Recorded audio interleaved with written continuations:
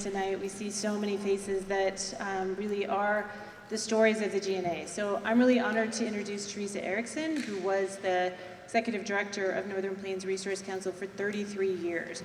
She was on the ground as an architect and an organizer of the GNA, really making it happen. And I think it's really the details that this panel of experts will talk about tonight that are often historically lost. So I'm so happy that Teresa put pen to paper in her book, A Seat at the Table. I think that's such a good way to characterize the GNA. I've always felt the GNA works because of the people and the process. The people have real human relationships, and the process is clear, and it doesn't change unless both parties agree to changing it. And just really excited to hear from this panel, and to have Teresa moderate it is really a luxury. So welcome, Teresa, and thank you so much. Thank you.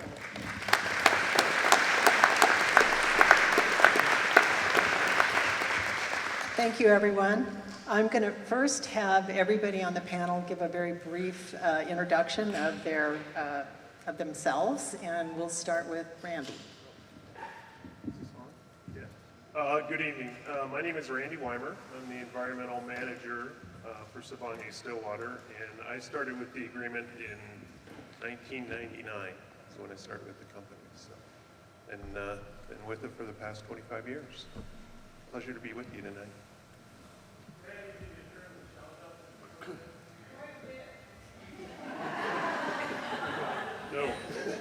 No. When it gets to me, you won't need it up. Oh.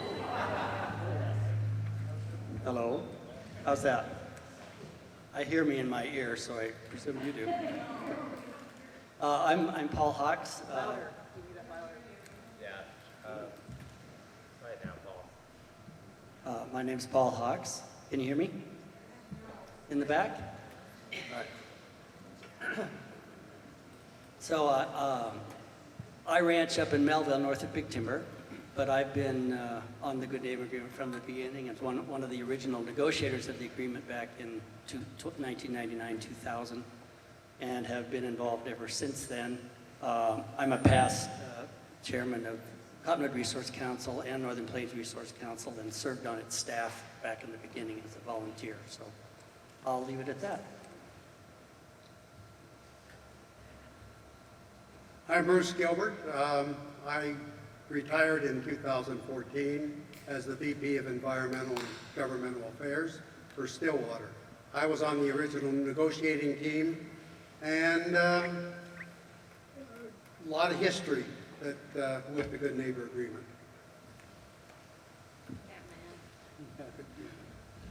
Hi, I'm Sarah Zuzalak. I am one of the Good Neighbor Agreement technical advisors. I am an environmental engineer by training, but would identify as a biologist. And I have been involved with the group since 2001. So within the first year of implementation, was hired as an independent technical advisor and worked to support Northern Plains and the council group. Good evening. I'm Matt Wolf, and I'm the Environmental Sustainability Manager for Sibanye-Stillwater. And I started at the East Boulder Mine when it was the East Boulder Project in 1999, and have been involved with the Good Neighbor Agreement since day one. And last but not least, I'm Jerry Iverson. I'm oversight and East Boulder Oversight Committee member from Big Timber and from Cottonwood Resource Council. I was on the original negotiating team and have been on the oversight committee since it was signed in May of 2000. And just a little back, so in like 1985, my wife Linda and I were on a pack trip with our horses, and we rode through the backcountry, and we were in Cook City on our way back to Big Timber, and we rode down for Woodbine Campground down the highway, went past what was kind of the beginning of a mine and some mine projects there, but nothing much. And then we went over the East Boulder Plateau down to the East Boulder River and went by the location of the current East Boulder Mine before there was a mine. And it was my love of wilderness and wanting to keep things pristine as possible, but yet still have responsible development that led me to get involved with Cottonwood Resource Council and the Good Neighbor Agreement. Okay, what an esteemed group of people up here.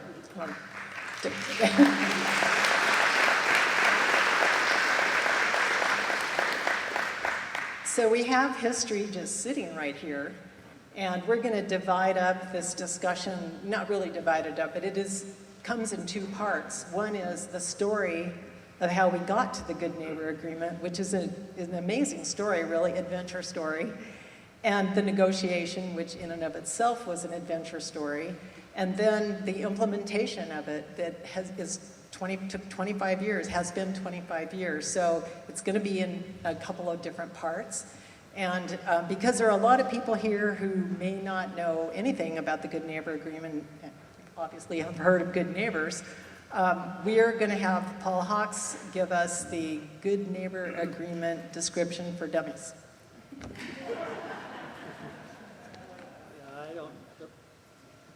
Hello? All right. I'm not sure what to take of that. I thought you said this was a table of experts, and now I'm giving the dummy version, so I don't know. So we had a launch of the book here a couple, 3 weeks ago, and one of the reports we got back is that there were quite a few people in the room who didn't know what the Good Neighbor Agreement did. So I'm just going to give you the basic tenets of what's in there, and then we'll tell some stories about how we got there. So basically, the Good Neighbor Agreement gives citizens oversight to mining operations on both the Stillwater and East Boulder rivers. We have independent technical advisors like Sarah, who's put our water program together. That's part of the agreement. The mine agreed to pay for our advisors, but we get to hire whoever we want. And, you know, when we signed this agreement, you know, I'm a rancher where people live in Cuba. We don't know anything about ranching, and we didn't know anything. I do know something about ranching. About mining, and so we knew to really participate in it in an educated way, we had to have information, and so that was the tenet of the agreement that we had to have was technical experts. So they've been with us for the last 25 years. A main goal of the Good Neighbor Agreement is to maintain the baseline water quality and the biological health of the rivers. And we fought with Bruce for many years over this, but we're on this side of it and we're managing to do both, I think. So the water management thing is something that Sarah has put together and designed, and she's the expert. So if you want to know anything about water management, Sarah's the gal. Another thing, on our side, there's just, you know, there's rural roads and a 10-mile gravel road up to the East Boulder Mine. So busing of employees was important to us rather than having 200 cars go up there twice a day and that sort of thing, which was the original proposal. And so we have busing employees and also consolidating the various supplies that you go up there. We consolidate them to trucks, so there's less truck traffic up there. And there's leeway there, but we monitor that, and they've been very good about keeping that going. We set up a Responsible Mining and Technologies Committee, and they meet once a year. And the idea there was to look at technologies that are out there that maybe we're not using that might be viable to even improve some of the goals of the agreement. And we've met over the years with various things. And I think the newest one that we've been talking about, and is actually in the latest permit, is geomorphic reclamation. And the idea of that is not to just have a flat top mountain out there, but to actually figure out ways that the water can get off of that without causing erosion and perhaps get the plant community back. And while that's been around for a while, I'm not aware of it being in any of the permitting that's gone on in Montana. So that's something before us that we're going to try to accomplish as we go along. An early problem that we were worried about was man camps. And we recognized that there wasn't housing available, so there had to be some sort of man camps in our areas. But what we did say is we don't want them out in the rural areas disrupting the rest of the community, so they had to be built in the towns that existed, and that would also help build out the infrastructure should that be needed. Another one was we required conservation easements on any ranch property that the mines owned outside of the actual permit boundaries, and that's been done over the years. And as they get new projects or require new projects that are new land, that we have to do that on their other ones as well. Probably one of the best things we did, and I'm kind of amazed, is we have oversight committees, which some of us have sat on over the years, but we have equal representation. There's 2 votes on the mine side, and there's 2 votes on our council side. And we have to have 3 votes to move ahead with anything that we put together. And that was pretty darn smart, because what's happened over time is that we've gotten to know each other. We know what's on both sides, what your arguments are, what you're looking for. And that's keeping that conversation going, is talking, is why we're still here, I think, 25 years later.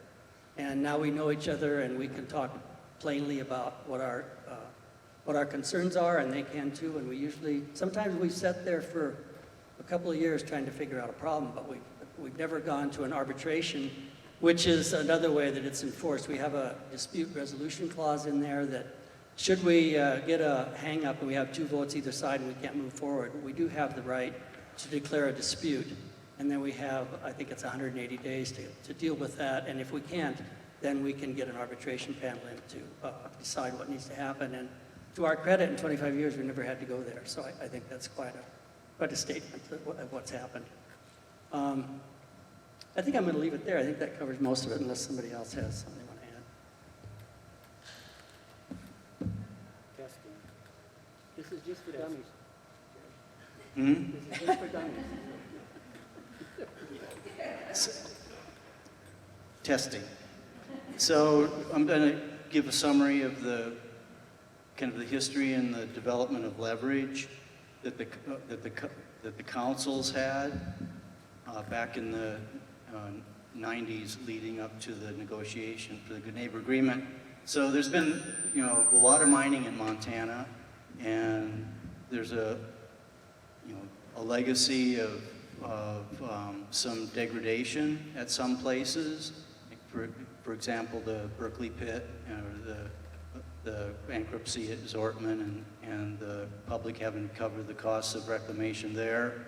And when there was a discovery of the JM Reef across the Boulder and Stillwater, communities at the Stillwater and communities at the Boulder were concerned and wanted to make sure that we were not left with a legacy of contamination and degradation in our communities, in our precious rivers.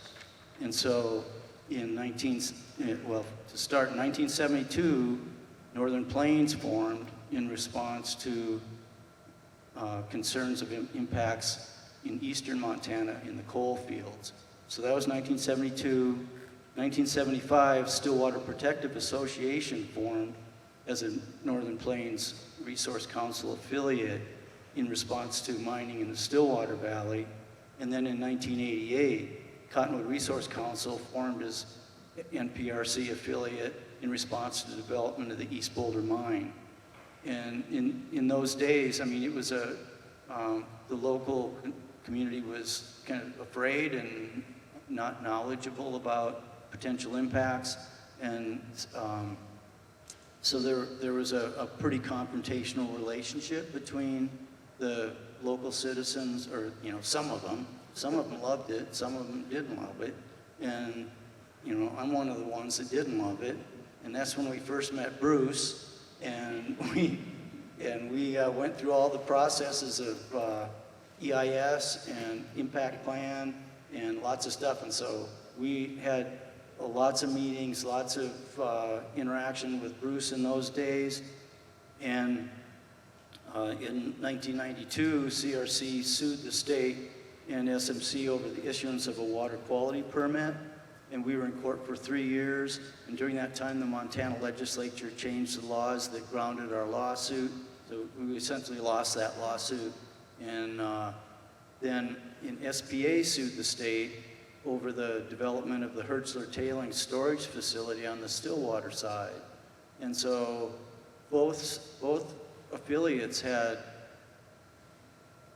strong memberships, well-funded, and had sued the company and the state over the issuance of permits or something like that.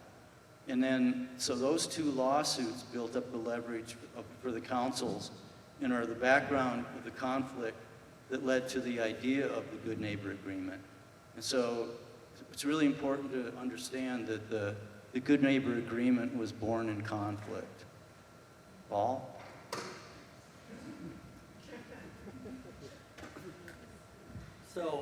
So when it came time then the other thing that went along with what Jerry said is, after the laws were changed, the mine on the East Boulder didn't really happen right away because the economy got soft. So it was about 4 years before the mining company came back and said they were going to build on the East Boulder mine. And so we had a decision to make. We had raised a bunch of money to do that lawsuit. It got lost in the black hole of legality for years, and we didn't get anything out of it. And we thought that wasn't a very good use of our money or anybody else's money. So we had to decide, are we going to sue again over this? Because our issue was dismissed without prejudice. And some of our staff in Northern Plains have been out in California and had heard of these Good Neighbor Agreements. And in that case, it was with an oil company out there, and I think a refining company in the San Francisco Bay Area. And so we met at my house one night. Some of the SPA folks came over and met at my house, and we were trying to decide, should we try that route or not? And ultimately, we decided, why not? Let's write a letter, ask the mine if they'd like to sit down and discuss our issues and see if we could move forward. And the mine said yes. So that started this negotiation process. And it went on for a good year. And at one point, we actually walked out of the negotiations. And that's a whole story unto itself, so I won't go into that. But the ultimate thing is we signed this thing 25 years ago on May 8th. So I think it's a pretty good testament.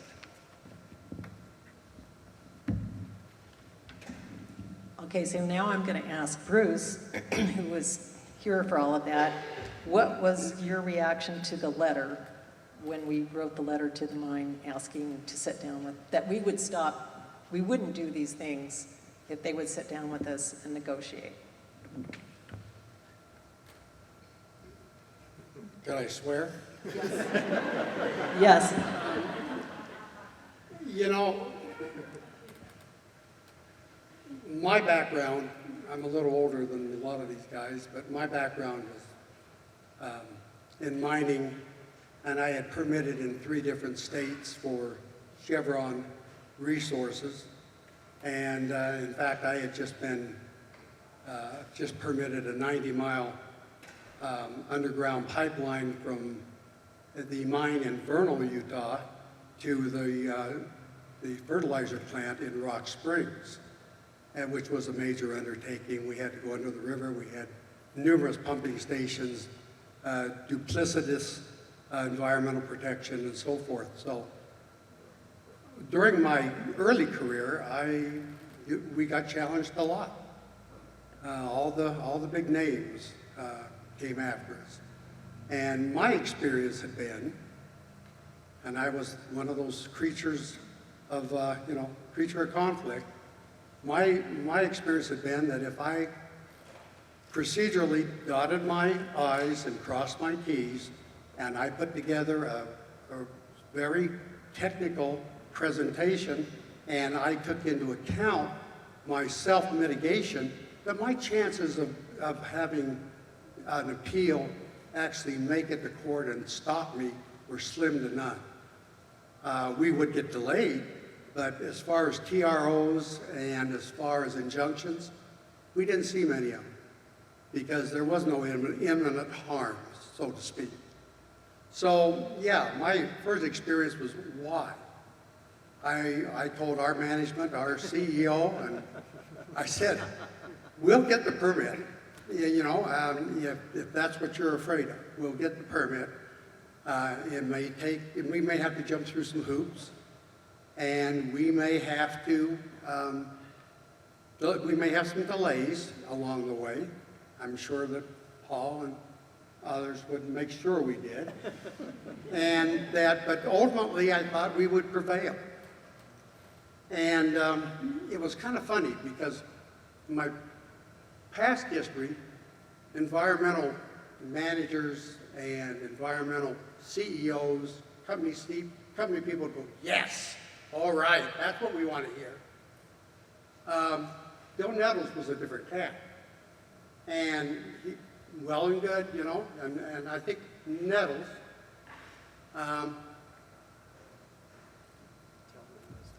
Bill Nettles was the CEO at that point for Stillwater Mining Company.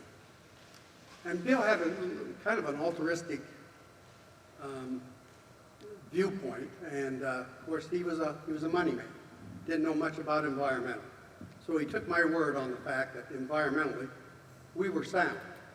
But I think he had a bigger plan in his mind. I mean, when he came to Stillwater, he saw the potential for the first time probably in his life of a mining company that could attract green funds, that could attract investors that would only invest in environmentally conscious operations. And that was, I think, his driving force, because he basically kicked me to the curb and basically said, this is going to happen, get on board. And so that's how that ended up. We're almost there. So with all that, we were at that point then looking at the potential then to get into negotiating some semblance of an agreement. Am I supposed to get into that now? Yep. We're waiting for the swear word. The swear word's coming.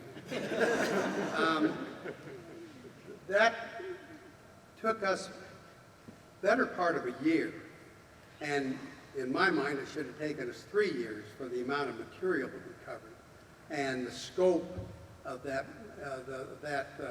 That I've never seen anything like it in my mining career.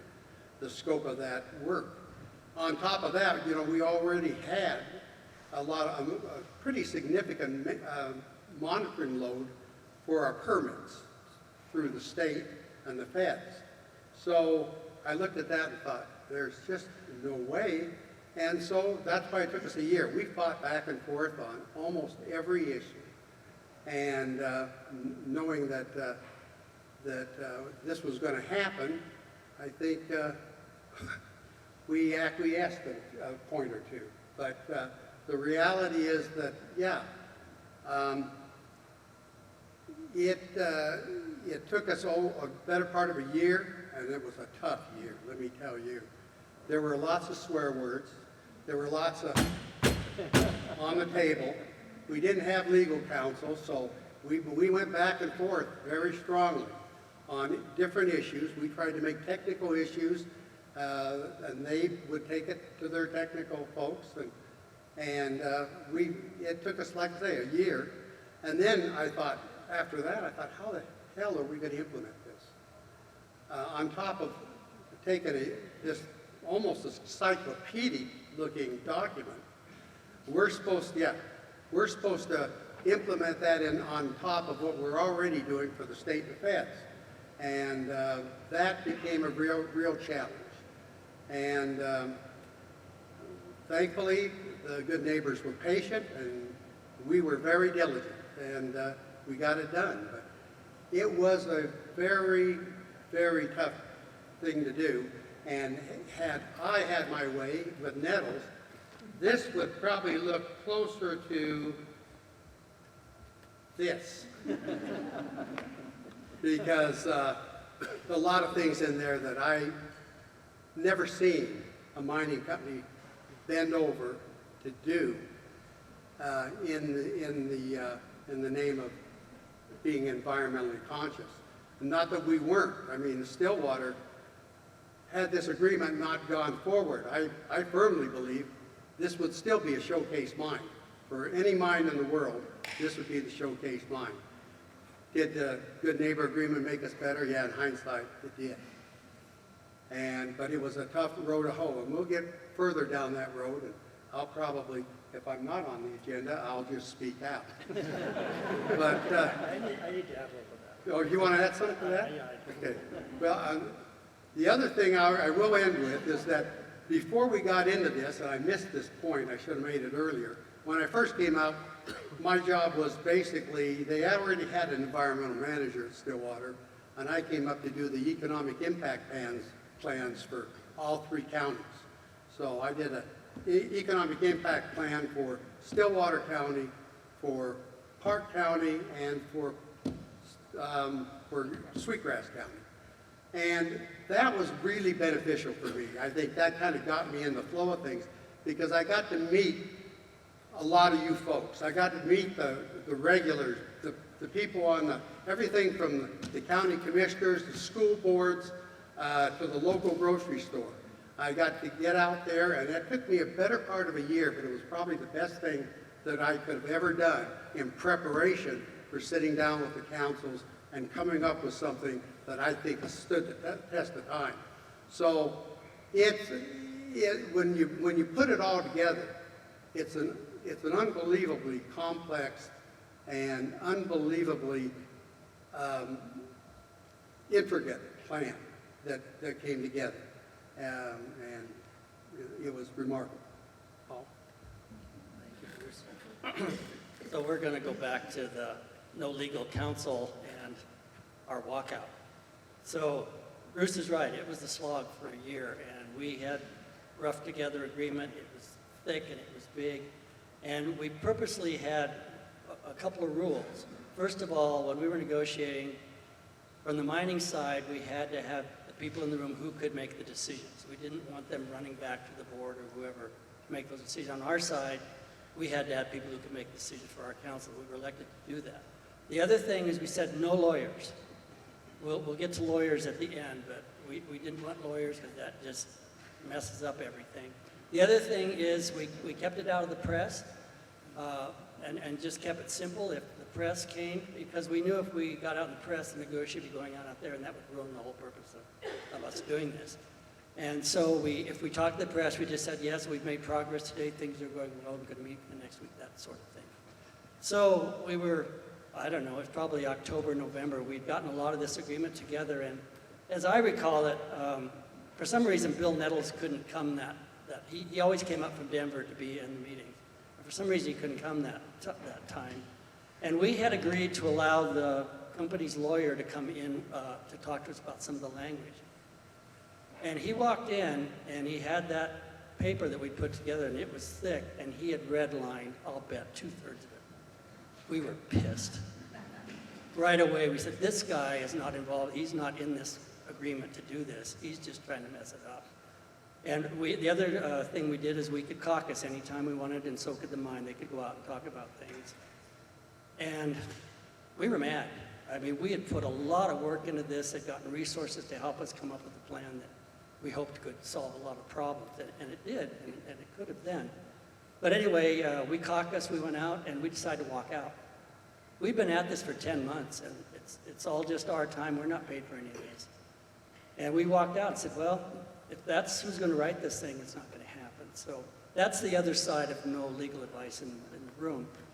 We went home, and we were just sad because we were really thinking we were getting close on a lot of issues. And we met, and finally it was decided that I should call up Bill Nettles and see if he might be willing to come back. So about a week later, I called him, and I said, Bill, we're so close on a lot of issues. We've got a lot of agreement here, and it's a shame to let all this work go. And if you're willing to come back and sit down with us and figure this out, let's keep the lawyers out of the room, see if we can get a handshake agreement, and once we get that, then we'll turn over lawyers and then go in and wordsmith it and all of that.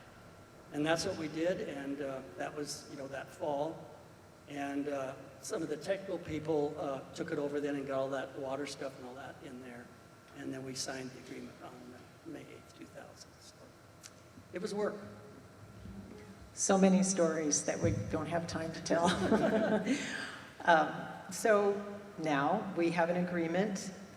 The question is, some people were handed this agreement to implement, and what the heck are they going to do with it? So Randy, how did you start? Matt, when you were assigned to implement the agreement, were you optimistic that it could be done? Yes, and notice she said when you were assigned the agreement. When I came in '99, Bruce and Chris and Bill were in the middle of these negotiations, and they were going on in the background. And I didn't know much detail about what was going on. Bruce would give me an update every once in a while. And the negotiation would ebb and flow, and I was skeptical that it was ever going to be signed. But when it was signed, Bruce came into the office one day, and he said, "Congratulations, you're a charter member of the East Boulder Oversight Committee." And so it was assigned in that way. And at the time, I think I was skeptical and optimistic at the same time. I was still young in my mining career. Had been in it 5 years. And in my experience, I had been watching projects like the McDonald Gold Project and the Rock Creek Project that seemed to be caught in perpetual litigation. So that made me skeptical of the watchdog groups that were out there, although I really didn't know anything about Cottonwoods Resource Council or SPA.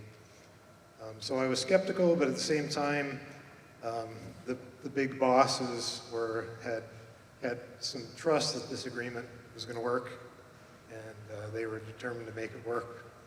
And so I got on board and figured out, along with Bruce and Randy, figured out how we were going to make it work. Okay, Randy, how did you start implementing this on the ground? How did you navigate working with each other, and was there still conflict? Slowly, I guess. But first, I think just recognizing there's a lot of people in this room that made that happen. So first, just want to give a lot of thanks and kudos to the people sitting around the table that really made it work at the end of the day. So I think as Bruce touched on it, I think once the agreement was put in place, it was a beast. And just trying to figure it out. I think what we quickly saw is there were occasions where the agreement was very well defined. So there were a lot of areas that were pretty straightforward to implement, not too bad, but yet there were a lot of areas where it, basically there was framework, I think, but there wasn't a lot of, a lot of meat on the bone, so to speak. And I think that's what we had to figure out. And I think in terms of your question of the conflict, there was conflict there, trying to get, some of that meat on the bone. And I don't know, Bruce, I think that probably took us 5 years. Yeah. To really kind of get some of that laid out and figured out. And I think there was still some pounding on the tables over that 5 years. As I was telling folks earlier, there was still conflict. There's still conflict today. It looks a lot different than it did. I think it looked a lot different than when the negotiations happened. And I'm not sure if today, conflict's the right word. I think we have difference of opinions that sometimes takes us a while to work out. But to Paul's earlier point, we always figure it out, figure out a way to work it out. And I think Heather sometimes coins a phrase, if we both walk away mad, then we probably reached a good spot. So I think that's kind of our goal at the end of the day, is neither of us are happy, and we probably win at that point. So I'll just share one story. I remember the busing after the agreement came out, and I think maybe we were, I don't remember, in the Little Metro or something, and we had to tell the employees they had to ride the bus. And at the time, they were used to driving to the mine.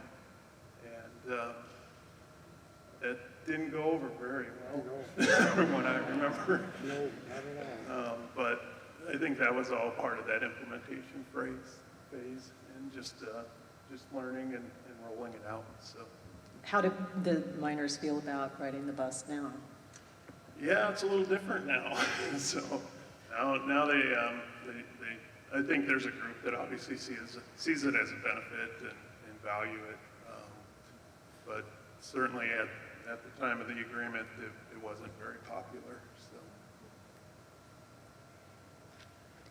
So the players were established, the implementation was happening, and all sides, including technical consultants with deep backgrounds in water quality and mining engineering, were part of the players. These consultants gave the citizens the tools to be productive in the implementation because they were science-based, and it's a very key part of the success of the agreement. So Sarah's here with us today, and my question to Sarah is, you were brought on about a year after the Good Neighbor Agreement was signed, so you've been at this for 24 years. Can you describe the role that you play now in helping to build trust? Well, not just now, but the whole time. Well, I think like others have said, it's been an evolution of gaining that trust over the first 5 years and then maintaining it. And I was brought on within the first year of Good Neighbor Agreement implementation to work with one of the negotiating team and first technical advisors, Jim Kuiper, to focus on the water programs first primarily. And a lot of that was taking this contract language, the framework that was within some kind of legal ease with a little bit of detail, and figure out what that meant. How do we implement that on the ground?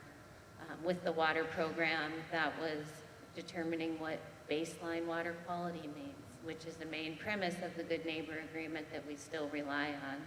The mine was committed to maintaining water quality prior to pre-mining conditions, and we had to work to do data analysis and reporting and review to come to agreement on what that meant. What concentration and where? How do we talk about that? Another big aspect was permit review, where the Good Neighbor Agreement requires the councils and mining company to review permit modifications for mine expansion or change in water discharge practices before those permits go to the regulators.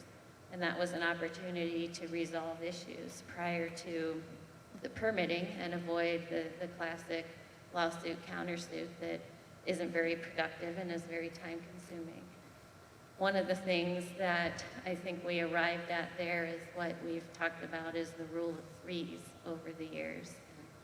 Bruce used to tell us that we have the tech advisors to tell the councils what he's already told them. It's a little bit different than that. How that worked is, in a nutshell, SMC would present a proposal on how they wanted to expand a mine waste facility or change their water permitting structure. We would all meet together and hear that from the mine. That's meeting number one. The second meeting was meeting internally with the councils and technical advisors, where we would help and make sure that the councils understood what was being proposed and offer answers to their questions and possibly recommend alternatives to minimize waste or implement best practices and new technologies to resolve the issues and minimize impacts. So we'd come up with a different idea than what the mine was proposing, and then meeting number 3, and maybe 4, 5, 6, 7, depending on the issue, was to go back and meet with the mine and start negotiating and hashing out these differences of opinion and come to that win-win solution. And I think through that was successful because we did rely on science and technology to make our proposals and decisions. And the independent expertise through the technical advisor team somewhat leveled the playing field for the council group to come back and have substantive discussions. And Paul says he doesn't know about mining much, but he sure does. He's gained a lot of knowledge over the years, and that's been still so important. I think another aspect in building trust over the years, and probably where we focus more, is informal and regular transparent communication between these official oversight committee meetings where decisions are made. And that we still call beers with Bruce, where we would have our rule of threes, we'd have our 3 meetings, and with a really sticky issue, often it would take a lot of time and a lot of rounds of hashing through and sharing ideas and perspectives. And there was more than a couple of times where I think some issues were solved on the back of a napkin at the Timber Bar in the Grand and the restaurant, and I think we still do that today. And when there's an issue, we're always working outside of these committee meetings to talk it through and find solutions. And I think this has been mentioned, but it was really through that first 5 years that we did establish trust and knew that even though we had different objectives or perspectives, we all did share common goals to have a successful mine and minimize the impacts from that mine. And in that time, within that first 5 years, we defined what is a fisheries program, what is the biological program, what's baseline water quality mean, how do the councils interface in tailings oversight, how do we get these conservation easements signed and put in place. That one took a long time to figure out and is still a challenge. Okay. So I'm going to ask everybody on the panel to answer this question. And sorry this seems so scripted, but we don't want to stand between you and the food, so we're trying to make sure we get out on time. But so everybody, and in this order, Matt, Paul, Sarah, Randy, Bruce, Jerry, what is the secret to keeping the groups at the table? So I'm going to reiterate what Sarah addressed just a little bit. Those technical advisors are part of that secret sauce. They, to go into a 3-hour meeting and try to explain technical details to an audience who doesn't have any background in it is very difficult. And I don't think the agreement would have worked without the technical advisors. They're a big piece of the secret sauce. The other thing is, this is a world-class ore body. We've been mining it for 40 years now, and we have at least another 40 years to go. And so there's a continuous stream of challenges, expansions, new permitting. There's a lot of work going on. So there's a lot of food for conflict, disagreement, negotiation. So that, I think that's also a piece of that secret sauce. There's a lot of work to discuss. And of course, building that trust over the years in the Good Neighbor Councils, and understanding that they're not there to shut down the mine, that they also want us to be the most environmentally responsible mine in Montana, in the nation.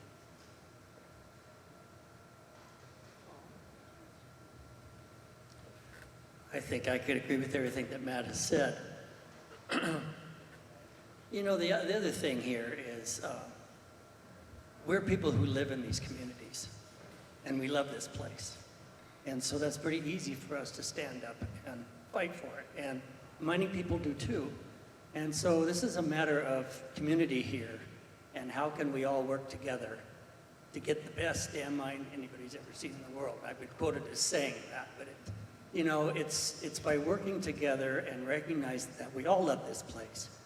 People fish, they go out and they ski, and they love the wildlife and the environment and all of that. And we shouldn't make the mistake of thinking that miners don't like that too, because we all like that. So it's a matter of working as a community, I think, and that trust is important. And we meet with the board of directors of Sibanye and the other every once in a while, and what's often come to me is they need to know that they have a partner on the other side, and that's also why this works. We're here and we show up, and we're here and we show up because we live here, and it's important to us. So I think just that fact, and that might be a problem in other places, that I think the other side of the partnership has to be people that live in that community. And we have the advantage of having been members of Northern Plains for a lot of years. So we know how to go out and do research. We know how to put a program together. We know how to work with people and try to work through things. So those are real advantages that a lot of communities wouldn't have. And so I think we're quite lucky. I don't think we realize how important and what an unusual creature this is, but we're very lucky that we got this together and it's working.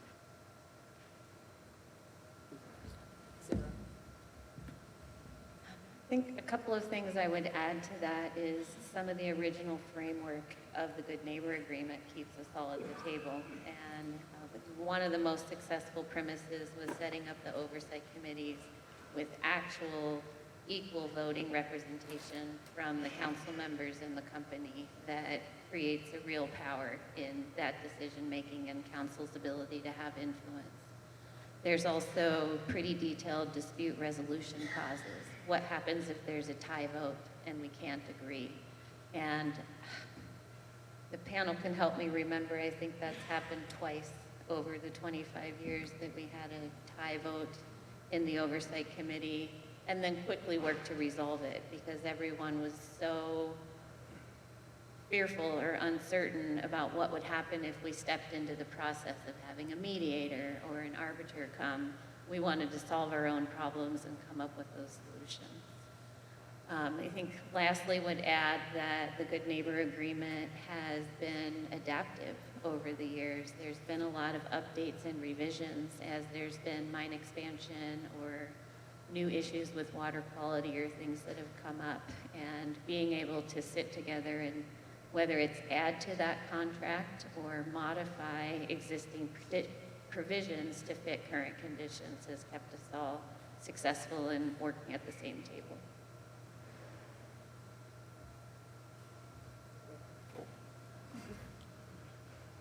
If I could just maybe build off Sarah's comments and maybe just add to everybody else because I think they're all spot on. I think Sarah's right. I mean, obviously the framework of the agreement is there, but if I could be so bold as to say, I think we're beyond the agreement almost at this phase. And so we tend to use the word occasionally, what is the spirit of the agreement? And you know, there are things we deal with today that aren't spelled out in the agreement 25 years ago. And so I guess if I was to look at perspective on the company side and then on the neighbor's side, I think one is the company's commitment to the spirit of the agreement. So even though it may not be spelled out directly in the agreement that we have to do X, Y, or Z, we understand what the spirit of the agreement is and what it means, and are willing to stay on that path, stay on that road. Conversely, I think what makes it work on the council side is these people sitting here and in the audience and the volunteer time and the time that these people put in to this agreement. Fortunately, we're paid, they're not. And yet they're putting in 40 hours a month, 80 hours a month. Those of you that have sat on the oversight committees, you know what kind of time commitment it means to make this work. And I don't know if Paul and Jerry are crazy or if something's wrong with them, but they've been doing this for a long time. So, but it takes that. It really does. Any volunteers out there?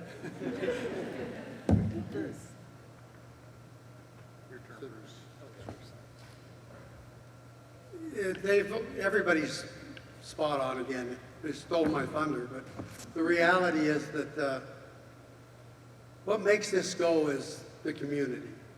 I mean, there's a lot of people around this room that we've worked with, that have been on oversight committee meetings, that have been out on fishery sampling, that have been out on biological sampling and done a lot of the work. And with that, I think there's an appreciation for the framework and for what we put together that is unique. Make no mistake about it. This is a very unique agreement, especially in the mining industry. And the people are the secret sauce. I mean, one of the reasons I'm not sure if you could ever recreate this agreement is the fact that it took 5 years of real hard work, and we tempered everybody at this table. They're just like steel, they got tempered. And there was a renewed respect for each other that you don't get in day-to-day activities, where you don't go through fire and hell and brimstone. And when you've come through that and you're able to work together, the whole philosophy of the thing changes. Sarah hit on it. I don't really think, one of the concerns I always had, and she about coined it, I used to say, why are we paying them to just regurgitate what we've already told them? We have some of the best consultants in the world, geotechnical, fisheries, water, everything in the world. They give us the reports, we approve them, we get them to them, they turn around and regurgitate it to them. Now that's what I used to think. But the reality is that a lot more than that happens. There's a mindset change, and there's also an education. And education is a powerful thing. Because Paul and Jerry and people that have been on the oversight committee meetings, people that have been on the oversight boards, they learn a little bit about us. And even though we live in the community, we see it from their perspective. We start to understand what their concerns are and what their values are. And that's the kind of intangible that you can't get with most agreements that haven't put the sweat, blood, and tears into it. And that is really what's special. And I think that's what keeps this thing working and moving. You look at Paul and Jerry. They've been here for the duration. I don't know how they do it. I really don't. I don't know why they want to do it. But they know as much about mining and mining technology and how mining finances work and the basics of environmental monitoring. They know more about that than they really want to know. Randy and Matt have been here from the beginning, so we got 4 people right here. I'm cooling my heels in Paradise Valley fly fishing. But we still have 4 people here that are doing it day in and day out. And for 25 years. That's remarkable. Absolutely remarkable. And they need to, yeah, there should be an applause.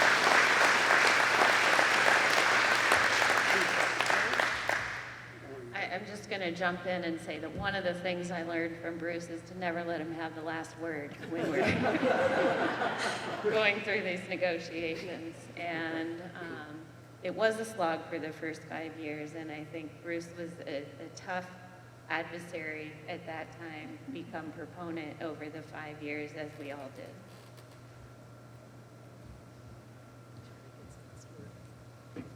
Big reason it's worked is just because of the great ideas that keep pouring out, and I got to try to catch up to them. But one of the major reasons for sitting at the table is for the councils has been the structure and support of Northern Plains Resource Council and the technical, the G&A managers, the organizers have been supportive, knowledgeable, encouraging, and participating with good advice and good, with great commitment and great values. And just having an event like this is not easy to set up, and I think that we really appreciate the committee that put this thing together, and Casey Kennedy was the kind of the locus of this discussion of the committee, and has done a great job in putting this event together and allowing, all these years of working together to come together. And one of the things that's kept me interested at the table is I look back at that back trip that I took, that Linda and I took, and go and buy those mine sites and how beautiful they are and how pristine they are, and is there any way to keep them that way? And so far, we've succeeded in keeping them that way. We've succeeded in keeping baseline water quality close. I mean, and the greatest difference is that we have incredible knowledge and data about what's happening to the water and whether there are any mine-related impacts, and we can follow up on that. So part of the secret sauce is just knowledge and having values for pristine water. Okay, we have a final round of questions for people, and we're running just a little bit behind, you know, no hint or anything there, but so Matt, what is the biggest benefit of the agreement for the mine, and has it been worth it? Yes, and I can say it's, you know, without a doubt, it's all been worth it. It's been a huge benefit to all parties involved, I believe. I would say my answer is twofold. The biggest benefit of the agreement, you know, our communities are critical to the success of our mines. Our communities of Big Timber and Absaroka and Columbus and everyone that lives along the Stillwater River and Boulder River and East Boulder River. They are some of our most important stakeholders in this business. And I think the level of transparency that the Good Neighbor Agreement has brought to the community is one of the biggest successes. It's allowed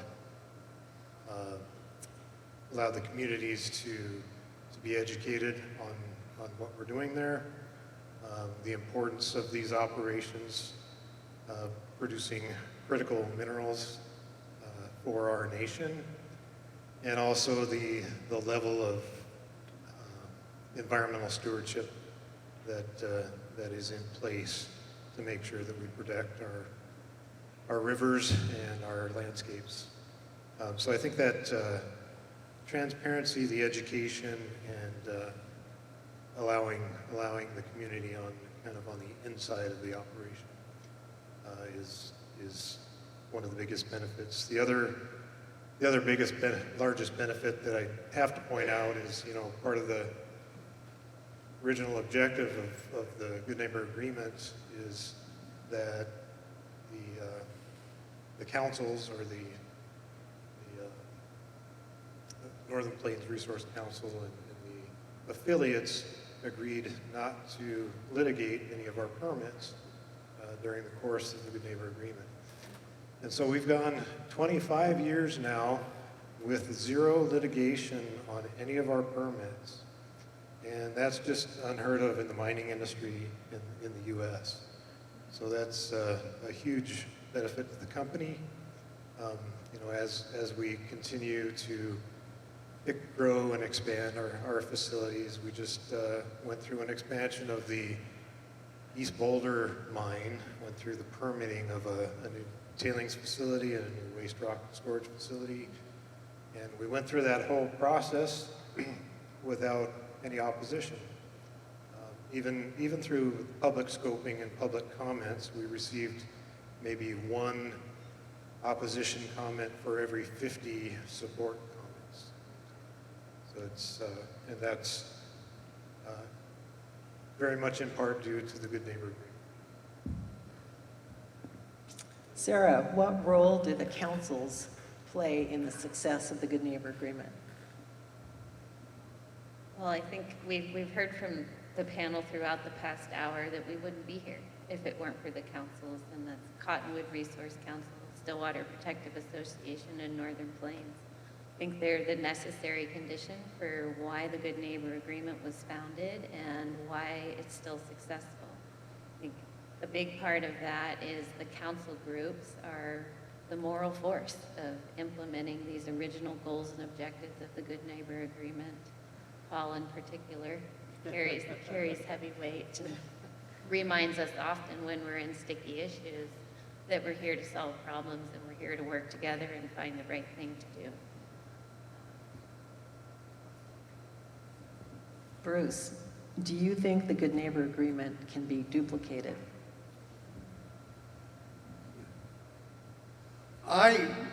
In this form, I really don't. There's a number of reasons for that. We've talked a lot about it, but most mining companies are going to be very reticent to take on the level of technical monitoring and the permit conditions that we've taken on. And a good example is the technical folks, Sarah and so forth. Most mining companies are not going to pay after they've already paid for top-of-the-line consulting for a third-party consultant to come in and re-educate the community. But the reality is, I'm saying they won't do it, but the reality is it doesn't work without it. That it's a key part of this Good Neighbor Agreement, having that separate technical team that has basically the council's backs. And it's been proven time and time again, and it made a believer out of me, because I obviously was not in favor of that to begin with. The arbitration, we've never been to arbitration. We've been close a few times. That's something that binding arbitration, I'm not sure a lot of mining companies would do with an environmental group. Let's go a step further. Right of refusal, more or less, or we just saw it with Sibanye when they came in. We changed ownership. That Good Neighbor Agreement went with the new owners. That was a condition of them getting the mine. Most mining companies are not going to put that in a Good Neighbor Agreement and bind the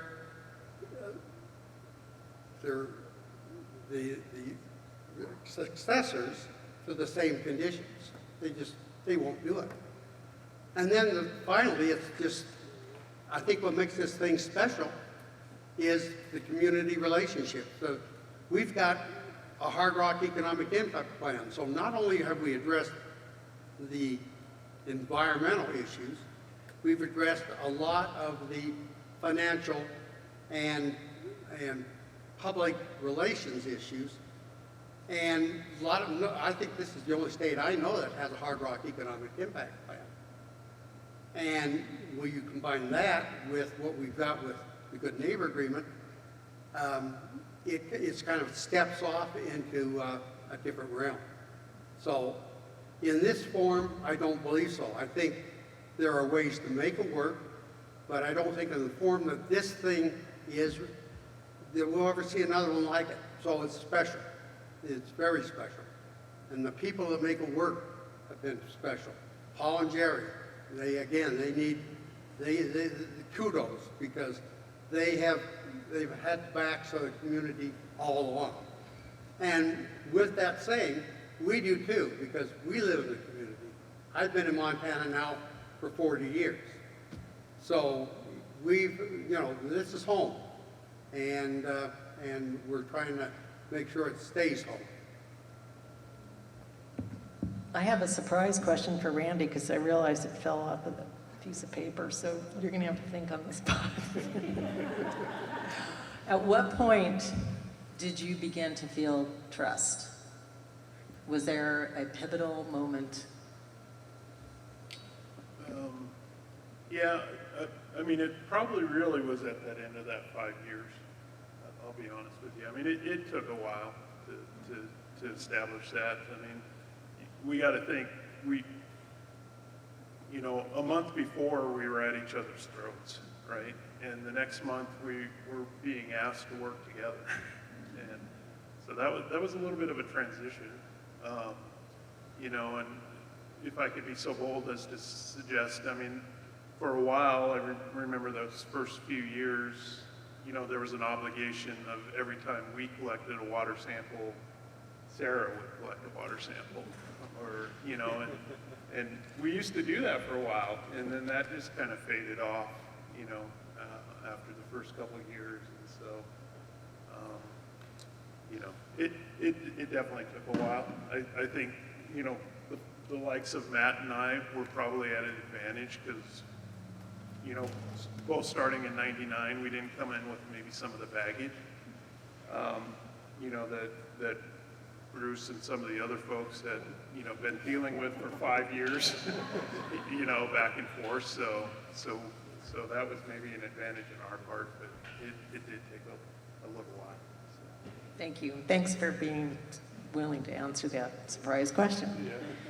So Paul and Jerry, you each get to answer this question. Why do you believe the agreement is a success? I mean, we've answered it a lot, so maybe you don't have to answer that again. And has it all been worth it? Paul, you want to go first, or let Jerry have the last word, or?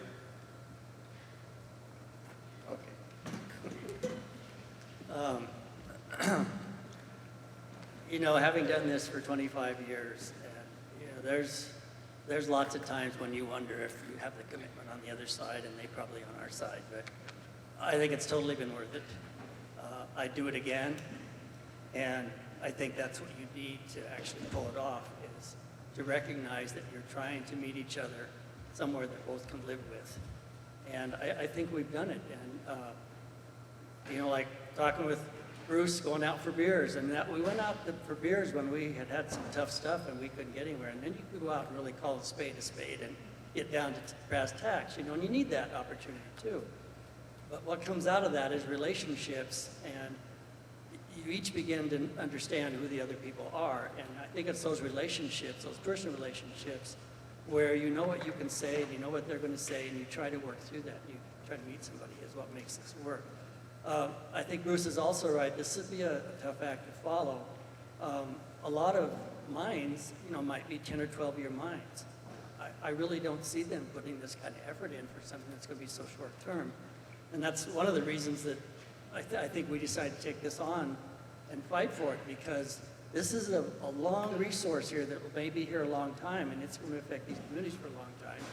And we needed some way to begin to deal with that. So I definitely think it's worth it. Jerry. Whenever I see the buses going down the Boulder Highway, I just think we did that. We're helping, we're keeping the public safer, and I think that we've benefited the company, or we're keeping the community safer. And I think we've benefited, the GNA has benefited the local communities significantly, and we have just the greatest confidence that we know whether there are mine-related impacts in water quality. And without our Good Neighbor Agreement, we wouldn't have that kind of confidence of having participated and having knowledge. And we've gone to a lot of meetings, man. We have gone to a lot of meetings. And I've just, through all these years, I've just developed such a great respect for Stillwater Mining Company and for our technical advisors and understanding of science, and other task force, other councils and members. And so basically it's just this been development of respect and awe for other people's perspectives. Okay, thanks everybody. Just to recap, it sounds like we have a very successful agreement, maybe a unicorn here, and that I heard often the T word, trust, the R word, respect, and the big R word, relationships, which seems like that is really what was important about making this successful. And before we thank people up on the panel, there's a lot of people in this audience to thank that are unsung heroes who have put in a tremendous amount of sort of unrecognized time. And so I'm going to ask people to stand. I'm not going to name names because I'll get it wrong, forget somebody, and I don't want to delay food any longer. But so I'm going to ask people to stand if you were part of the original negotiations and remain standing.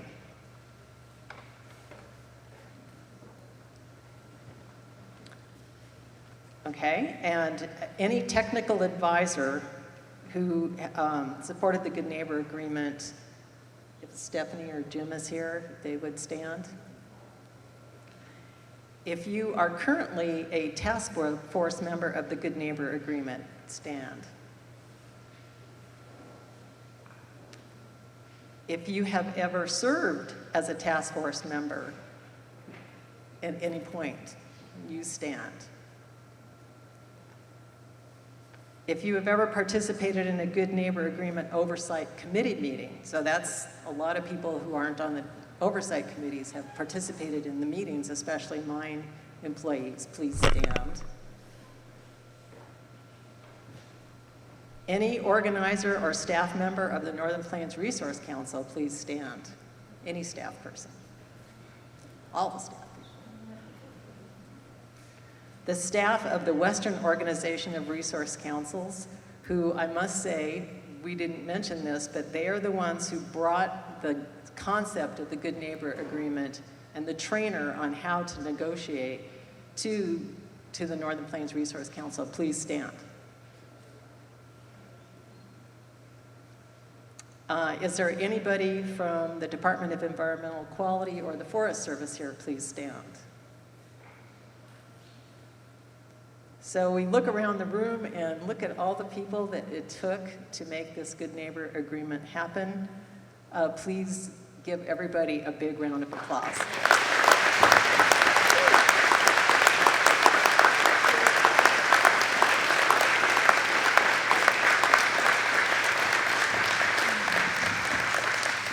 Oh boy, guys, I think my heart might just burst with pride. I kept reading the sign that says trust, transparency, collaboration over and over. And I got to thinking every time Bruce said, well, no, we could probably never have an agreement like this. Well, yeah, we could. We just need, like 100 people who are willing to put in 40 hours a week who happen to, have the best of intention. I mean, we've solved world peace. It'd be simple. Like this is a 100% chance of working when you look at the people here. So thank you. Now it's time for food. Yay. So everybody get some sort of semblance of organization. The food is over there.